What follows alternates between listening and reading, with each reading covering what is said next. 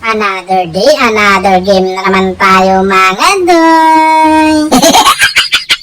Ilang segundo pa lang ito nakalipas pero ang nangyari dito mga doy, bakbakan na kaagad. Ito talaga mangyayari mga doy pag greedy tsaka aggressive yung mga kalaban nyo. Kalain nyo, nakailang triple kill talaga ako dito sa game na to. Tapos isang minyak, masabage ko pa nga sana yun by God. Kaya lang nahiya lang talaga ako mga doy. Para maniwala kayo mga doy, tapusin nyo na lang yung video. Wala kaming pakialam! Bakit ba? Dito, agaw na pala sa pagong mga doy. Tamang-tama talaga, may ultimate na rin talaga ako. Pero akalain mo yun, ako pa yung nakakuha in taon sa pagong? Ano yung mga retry nilang dalawa? Mga dekorasyon lang? Baka gusto nyo, i-train ko kayo kung paano mag-retry. Kasi sa totoo lang, dyan pa naman talaga ako magaling mag-retry. Yung tipong wala kang kalaban. Sorry. Pero maiba tayo mga doy. Anong nangyari doon sa kanila? Tatlo silang nagpaalam? Nahiya man siguro? Ay, bad trip. As you can see mga doy, makikita nyo naman siguro yan. Dito, dikitan lang talaga yung laban kasi 11-1 eh. Isa lang talaga lamang namin dito. Kaya hindi talaga ako nagkukumpiyansa sa aking kahimtang mga doy. Kaya lang, yung mga kalaban ko lang talaga yung masyadong makumpiyansa sa sarili nila. Wala ba silang kakayahan na pagpahingahin muna ako saglit lang? Pagkuldoy. Madaldal ka eh. Nakakahiya kasi.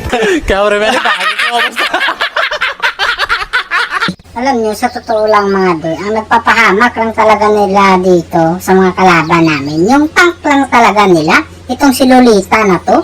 Siguro, ano kaya nakain nito? Panis? Sobrang maisugin talaga yung tawon niya. Kaya lagi ding napapahamak yung tawon yung mga kakampi niya. Kasi sinusundan siya eh.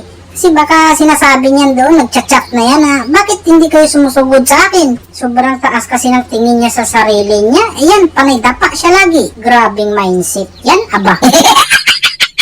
Kita mo naman yan, di ba? Naghahabol talaga siya.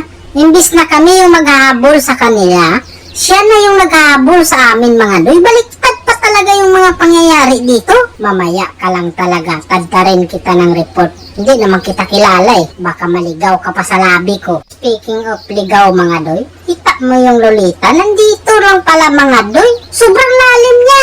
Kita mo yan no?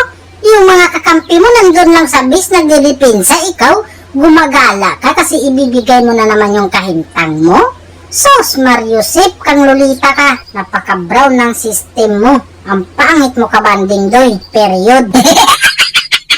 Dahil kasi sa ginawa ng Lolita mga doy, sobrang katik ko na talaga. Kaya yung minyak nakuha ko yun dahil kay Lolita mga doy. Kaya ang masasabi ko lang kay Lolita, hindi ko gusto yung minyak na to. Hindi ko talaga to deserve mga doy. Kasi sabid sana yung gusto ko.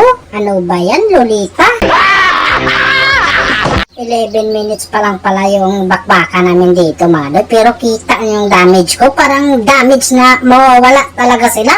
Yung tipong malimpungatan kung tinatamaan. Gusto pa nga sanang bumatsi ng kaguran pero hindi ko na hinayaan mga doy. Para happy ending na magkasama na in taon silang 5. Kaya dito, narinig ko na naman yung victory!